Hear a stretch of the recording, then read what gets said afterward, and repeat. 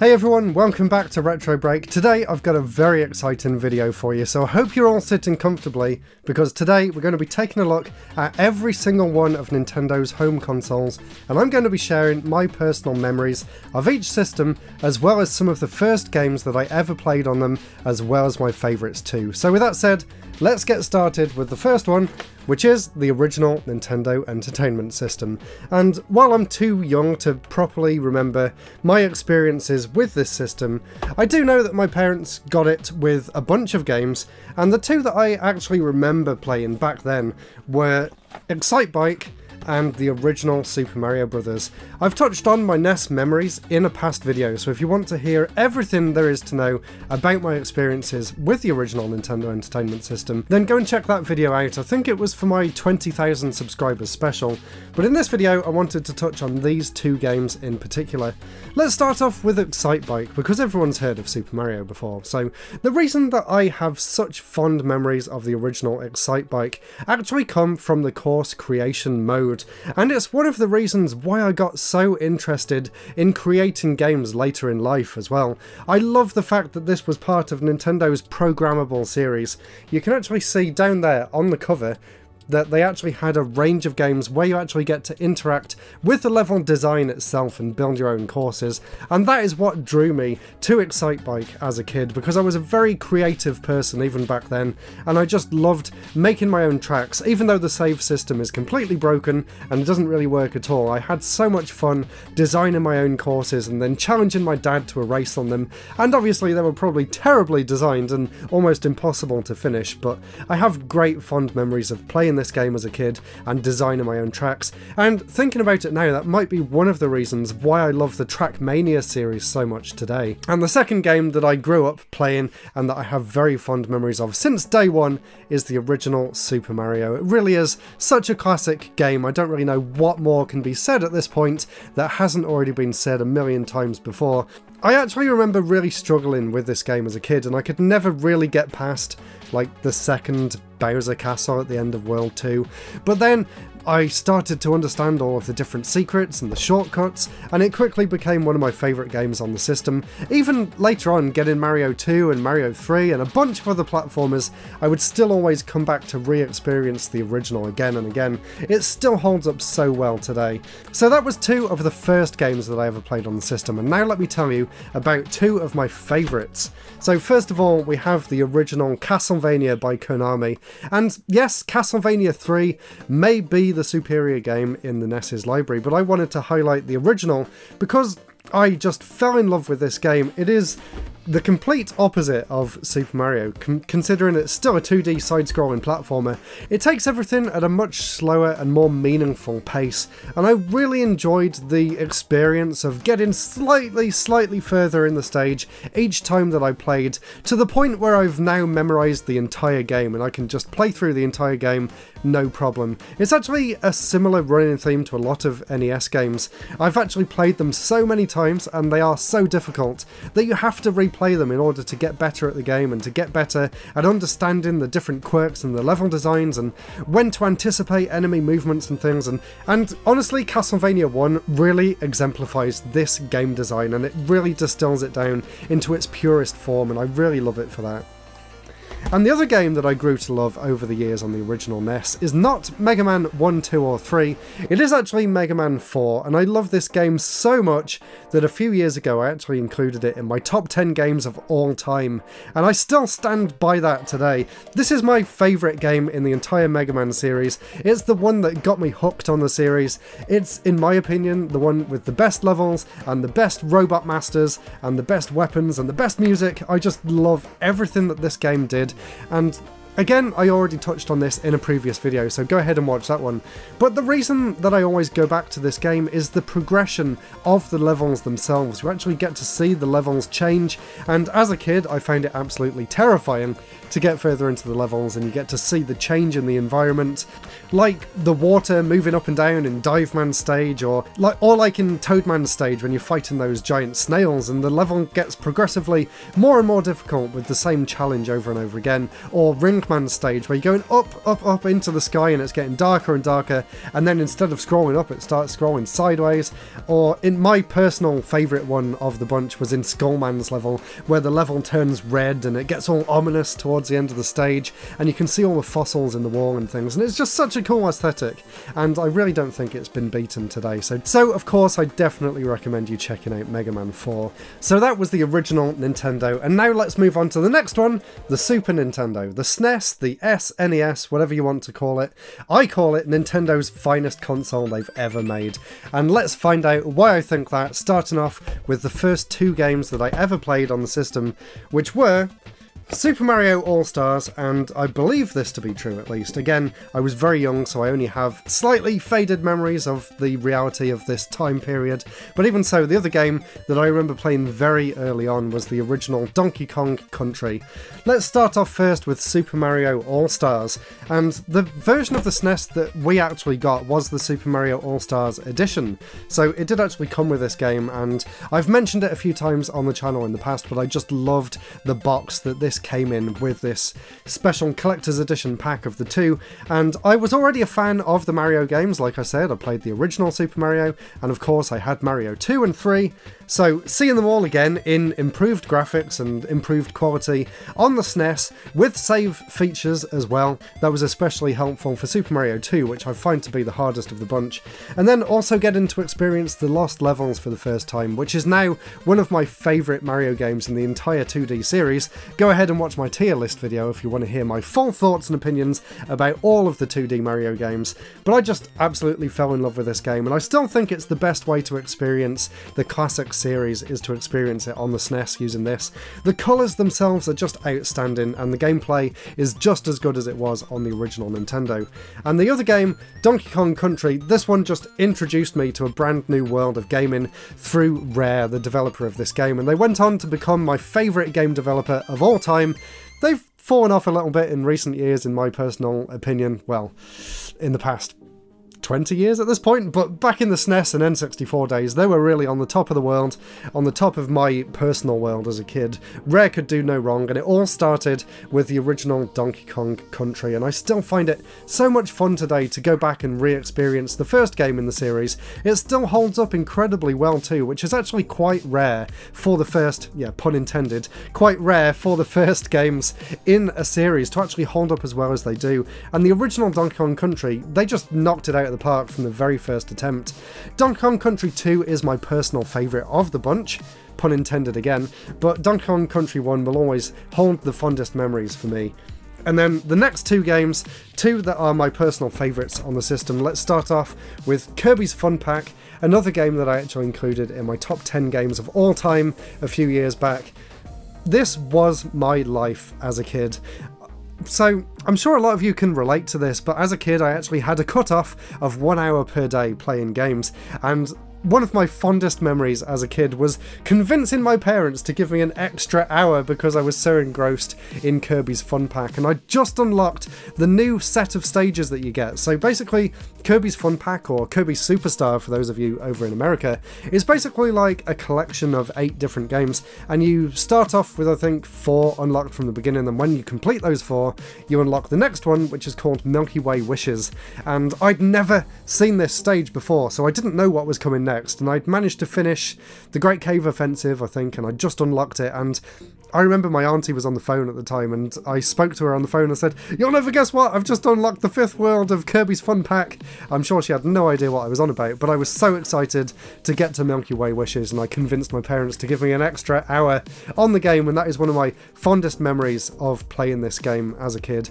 And I always remember I was extremely frustrated with how difficult the arena was as well. Let me know down in the comments below how you guys got on with the arena in Kirby's Fun Pack. And of course, we can't do a top games video without including Illusion of Time, and I'm going to save my gushing over this game. I'm sure you all know how much I love this game by now, and if you don't, there's hundreds of videos down below. I'm sure many of them have me gushing about how much I love this, but instead I'm going to make a promise to all of you watching right now, and this is something that I've been meaning to do since I first played this game in 2009, maybe, is when I first got this.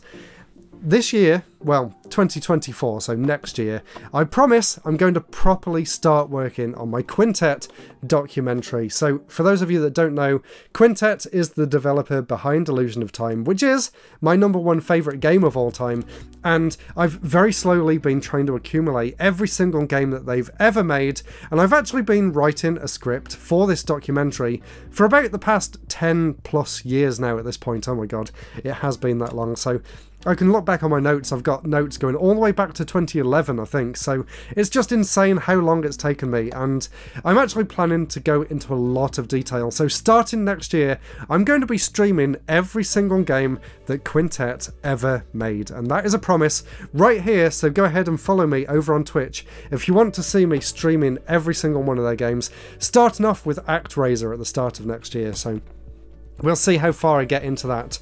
But that is my promise to you guys. I hope you're all looking forward to it. So now moving on from the SNES to the next console, the Nintendo 64. And yes, this isn't my original N64 that I had as a kid. This is one that I picked up a few years later. I found it for a really good price while I was at uni, so very happy to have the Pikachu Special Edition. And I'm sure you can guess what the first game I got for the N64 was, and this is probably the same for most people who grew up with the system. Of course, it's Super Mario 64, an absolute masterpiece of a game.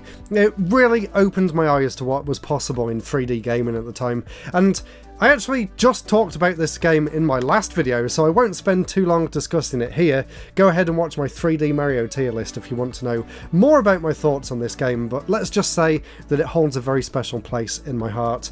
And so does the other game as well, although there's kind of a weird story about this one.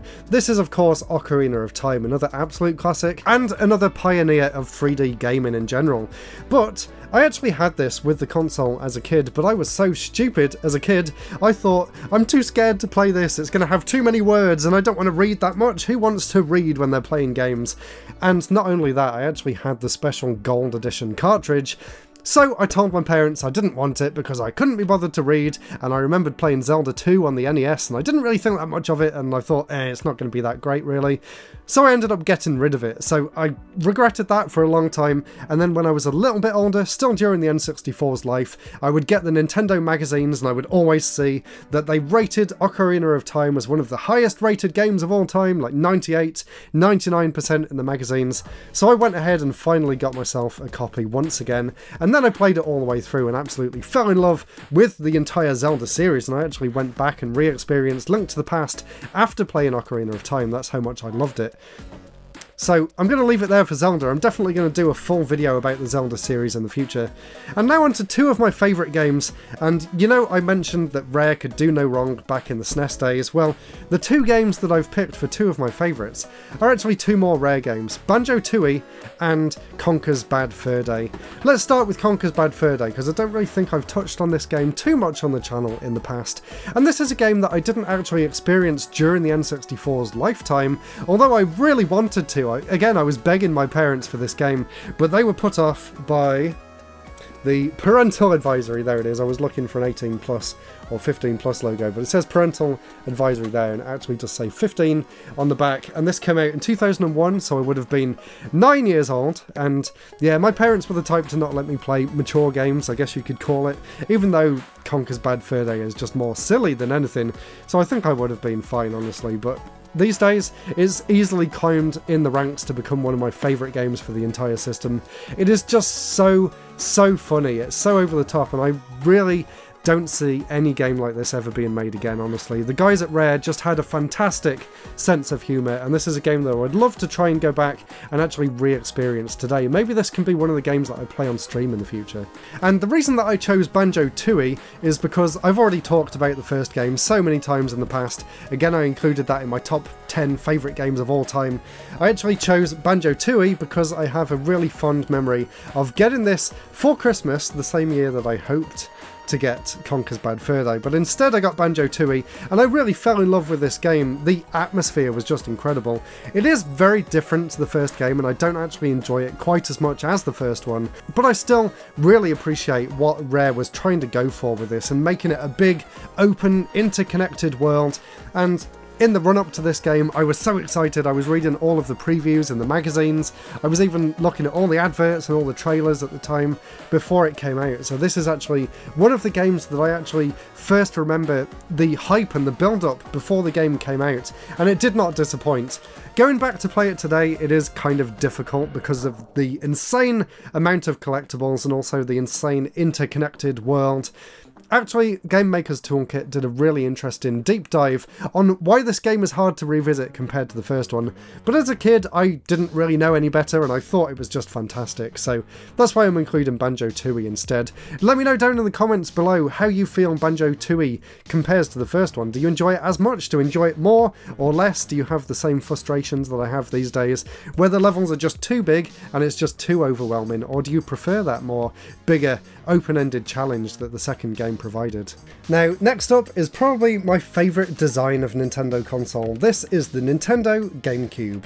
And just like the N64, this wasn't actually my original GameCube. I actually originally had the purple one, but then I made the mistake of taking it to college and someone decided it would be a good idea to use it as a boxing glove. So there's the story of why my purple GameCube's dead. So I got this silver one to replace it, and I love the design of the GameCube, especially with the Game Boy player at the bottom there. It's just such a nice design. I just love how compact it is, and it looks a bit messy with all this stuff sticking out of it, but even so, it's so cool. It's so compact. It's got a really nice little lid there. It's got a nice design with all the buttons. Got the handle on the back so you can take it around with you. Just absolutely fantastic design. It's very iconic. So as for the first two games that I got for the system, I think this is the first time in Nintendo's history that I didn't actually get a game designed by Nintendo for the launch of the system. So a bit of background before I get into what games they were. This was actually the first console that I kept up with all of the news and stuff leading up to the launch of the system, so I already knew what to expect, and I'd actually got a VHS tape from Game which gave you trailers and demos for every single launch title for the GameCube, and there was two in there that really stood out to me, and I watched this religiously as a kid. I watched it over and over again, and I was just completely engrossed with all of the thoughts about what these two games would actually be when I finally got my hands on them. And they were Super Monkey Ball and Sonic Adventure 2, actually both by Sega, and a few years later I would end up getting a Dreamcast and finding out that I liked Sega almost as much as Nintendo, and I didn't know all these years. So anyway, absolutely incredible games, and surprisingly, still to this day, two of the best games on the entire range of games on the GameCube, and they actually came out on day one, so that is a testament to just how good Sega was back then and how cool these two games are. Of course, I just absolutely love Sonic Adventure 2, it is my favourite game in the entire Sonic series.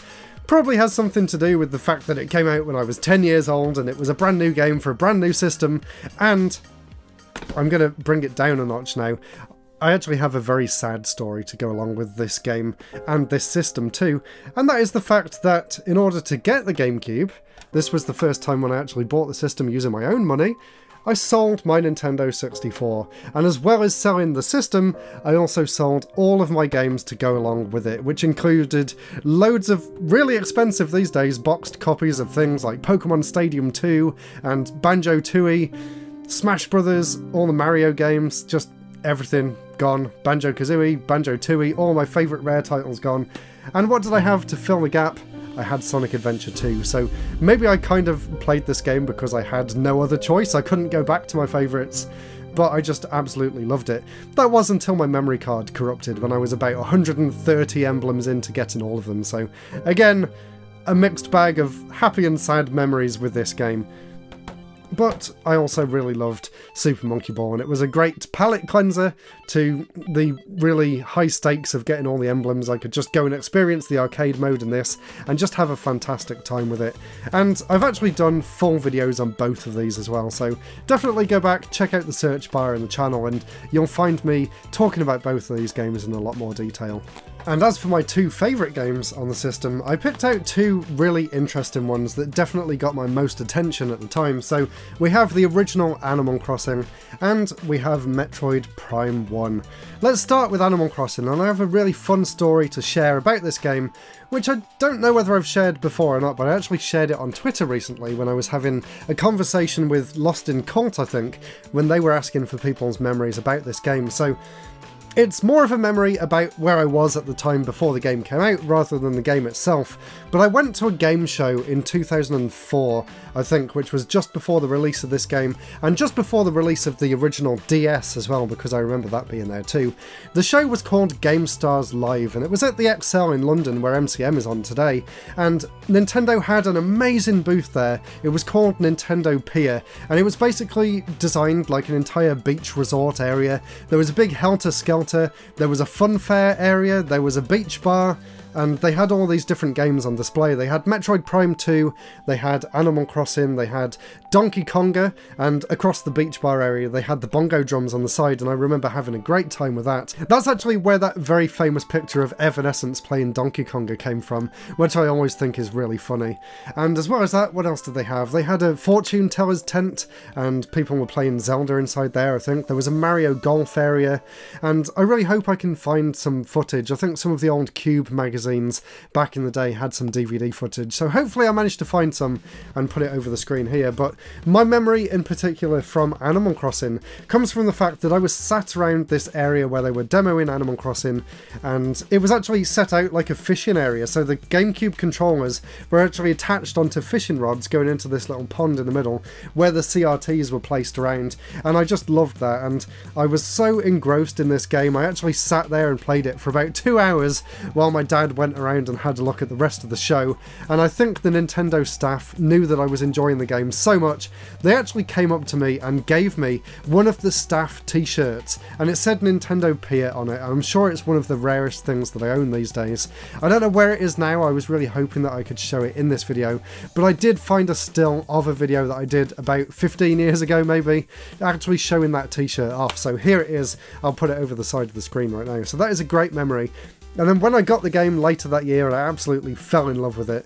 And another great memory that I have of the original Animal Crossing is taking it to my nan's house, using the GameCube as it was meant to be used, using the handle, carrying it down the road, and I would stay up until midnight playing this game, and I just absolutely loved it, and it's still to this day my favourite game in the entire Animal Crossing series. And yes, I have played all of the future entries, but I think this one is still very special in a lot of ways. And the next game, Metroid Prime, I have a really fun memory to go along with this one as well, and that relates to Blockbuster, which was one of my favourite places to visit as a kid, because obviously I didn't have that much spending money, but I could go there and rent new games when they just came out, and I did that with Metroid Prime, and I actually rented it so many times back to back. I must have rented it like 10 times in a row, that eventually they actually let me buy it for the rental price, which was just insane. So I was so happy, and I have so many fond memories of playing this game and leaving it on overnight and going to school the next day and then finishing it off that evening, and leaving a memory card over the bit where the light shows up on the GameCube so that my parents didn't know that I'd left it on all night. So really great game, and I was actually really enjoying the remake of it on the Switch as well. So I really need to go back and play that again, and I can't wait for Metroid Prime 4. What is taking Retro Studios so long? I don't know how that game can live up to anyone's expectations after such a long delay, but I really hope it does, because I'm a huge fan of the original Metroid Prime series, and I'm sure a lot of you watching are too. So of course next is the Wii, a big turning point for Nintendo and a very different direction for the company as a whole. And here's my original, very beaten up console. So there you go, it's full of random stickers all over it, it's missing the slot at the front, I don't know where the stand's gone for it, but it still works, and I had such an incredible time with the Wii. So let's begin with the 2 launch games that I got for the system, and honestly, this is probably my favourite launch lineup of any Nintendo console. There was actually so many really cool games at launch, and I actually got more than 2, but I want to make this fair on the rest of the system, so I'm only including the 2 that stand out for the most for me. So obviously Twilight Princess is number 1, again a game that I'd been looking forward to for many years beforehand, and of course the other game is Wii Fit, a completely new direction for Nintendo, and the complete opposite of Twilight Princess, but I love them both equally in terms of how much I enjoyed the system at launch.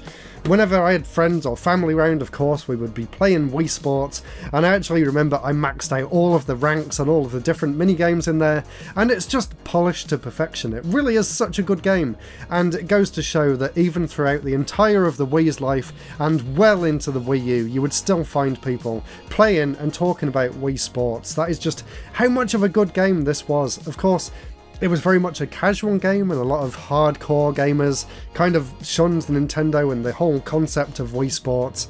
And then I guess people were getting grumpy about the fact that Xbox and PlayStation were copying it with Sports Champions and Kinect Sports and all that stuff that came off the back of this, and all of the crappy Wii peripherals and all the plastic accessories and things. But standalone, when this game came out, we didn't know that all that was going to happen in the future, and it was just a really cool, down-to-earth game and a very just fresh take on gaming in general, and I really enjoyed it. And I enjoyed Wii Sports Resort that came after too. But obviously my highlight of the launch for the Wii was Twilight Princess. For the longest time it was my favourite game in the entire Zelda series, and I still think it holds up really well today, although obviously there's not much reason to go back and experience the Wii version when the HD version for the Wii U exists. That is obviously the superior way to play the game, but even so, at the time, at launch, and the build up to that game as well was just overwhelmingly exciting for me at the time. And even though it didn't quite live up to some of the expectations I had because of all the various things that were missing from all of the trailers leading up to the release, I still thoroughly enjoyed my time with it. And as for my two favourites, I couldn't not include Smash Bros. Brawl. It was just such an incredible lead up and hype towards this game. I guess kids these days have experienced that as well, thanks to Smash Ultimate, but this was my Smash Ultimate at the time. I remember in the playground at school just speaking to all my friends and trying to come up with all these theories for who's going to be in the game next, and it was just such an exciting time, and it did not disappoint. But something disappointed me a lot when this game first came out, so a lot of people don't remember this these days, but the original Wii actually only came with a single layer laser for the DVDs, or at least some of the launch consoles did, and it really struggled to actually read the disc for Smash Brothers because it was actually a dual layer DVD as far as I'm aware. So mine didn't actually recognise it at all, and in fact that's one of the first videos ever on this channel, is me complaining that I can't play Smash on my Wii, so I actually had to send it off to Nintendo the day after the game came out, and I had to wait like an entire month to get the system back, and I was so upset. But when I finally got my system back, I was not disappointed, and I absolutely loved the game. I was already a massive fan thanks to the N64 and the GameCube games, so going into this one was just such an exciting breath of fresh air again, because of the Subspace Emissary as well, and I just loved all the single player content that they still haven't beaten till this day. So it holds very fond memories from both a multiplayer and a single player point of view, and yeah, I just love this game so much. People these days complain about the floaty physics and stuff, but I didn't care back then. I mean, I played this game with loads of people at college in the years after and at uni, and no one complained about the floaty physics. We were all just having a fantastic time with the game, and it doesn't stop Melee being a great game as well. I knew people that played and experienced and enjoyed both of them, like I did, so Smash Brawl is definitely one of my favourite games for the system, and another favourite, right at the end of the Wii's life, on the other end of the system's life, is Skyward Sword. And I know I said Twilight Princess was one of my favourite Zelda games. Well, it got eclipsed by Skyward Sword when this came out. I'm not one of those people that complains about the pacing of the game or the controls. At the time, I just thought this was the best Zelda game that had ever been made, honestly. I loved the story, I loved the dungeons, I loved the characters, I loved the atmosphere and the overworld and the music. Everything about this game just screamed perfection in my eyes, and it wasn't until a few years later when I was looking at people's opinions online that I actually came to realise that some people don't actually like this game, and it just came as a big shock to me. I thought everyone enjoyed it as much as I did, because it is still to this day my favourite game in the Zelda series, and I would love to go back and re-experience it. I tried re-experiencing it on the Switch with the HD version and I just couldn't get into it. I don't know what it was about the controls, it didn't feel as responsive as the Wii version, and I didn't like the way you have to move the camera and hold the R button and all that stuff with the two Joy-Cons, so honestly, I would go back and play the Wii game again, I guess. Or maybe I can try and get used to the Switch, because people have told me it is a great port, so I really need to try again. But I have such fond memories of the lead up to this game as well, like seeing the trailer for the first time at the Zelda Symphony in London was such a magical experience, and it's something that I'll always remember. So that was the Wii, and I really hope you're all enjoying this video. It's definitely one of the longest videos that I've ever made, so let me know down in the comments whether you're still here. And now we're moving on to the next console, which of course is the follow-up to the Wii U, and definitely the blandest system design that Nintendo's ever made. It's just a black rectangle. But even so, I love the system so much. I know it has well, actually it has quite a good reputation these days among gamers, but at the time people just shunned this. No one was interested, apart from me it felt, so let me tell you all about my experiences with the Wii U. Definitely one of Nintendo's most interesting consoles. So I was actually intrigued by the concept of the Wii U ever since it was first announced, and I wasn't one of those people that were confused about it being an add-on to the Wii either. I understood straight from the very first trailer at E3 that year that it was a separate console with a separate new controller. Maybe their marketing could have been a little bit better to help educate the masses, but all of us gamers knew what it was, and I was very much excited for it from day one. And I actually got to play it later that year at Gamescom when Ubisoft were actually there, showing off one of their Rabbids games, which I never actually ended up getting for the Wii U, but that was my first time experiencing it. And there was another game there that I also experienced for the first time as well, and that was one of the launch games that I got that was called ZombiU, and it's still one of my favourite horror games, not just on the Wii U but on any console, and I think it plays the best on the Wii U as well. So the idea is that you're exploring London and you have to make your way through the city, and you've actually got a backpack that you can take off and look through all your supplies, and it actually comes up on the touchscreen here, but on the TV you can still see the zombies coming towards you, so you have to quickly organise all your stuff and then switch back into the game, and it was just so much fun to play. I was blown away by the graphics at the time as well, and it still holds up really well too, and I would love to re-experience it soon. And again, kind of like the Wii, the juxtaposition between these two, ZombiU and Nintendo Land was my other launch title, and again I loved playing this one with friends and family, and I loved playing this one in single player. So Nintendo Land is such a unique concept for Nintendo. It's basically a range of different mini games, kind of like Mario Party or Wii Party, but a lot more in depth, and each of the games were really fun to play, and it really showed off all of the gimmicks that the Wii U was capable of. And I remember having so much fun with this, especially at my girlfriend's house at the time with all of her nephews, and we would all play this game together, especially the Toad hide-and-seek game. I remember playing that one a lot. And I also really loved playing the Donkey Kong one, the minecart challenge, where you have to move through this set of pins on this pin board, and I had some friends at uni that were just obsessed with trying to beat each other's scores at this game, and it was so much fun. It's such a cool collection of games, and it was also the first time that we'd seen Nintendo take that step into HD as well, so I have really fond memories of playing Nintendo Land at launch. As for my two favourite games for the system, they would have to be Pikmin 3 and Xenoblade X, of course. Let's start with Xenoblade because this one is still exclusive to the Wii U. At this point I was already a massive fan of Xenoblade. I played and loved the original the day that that came out.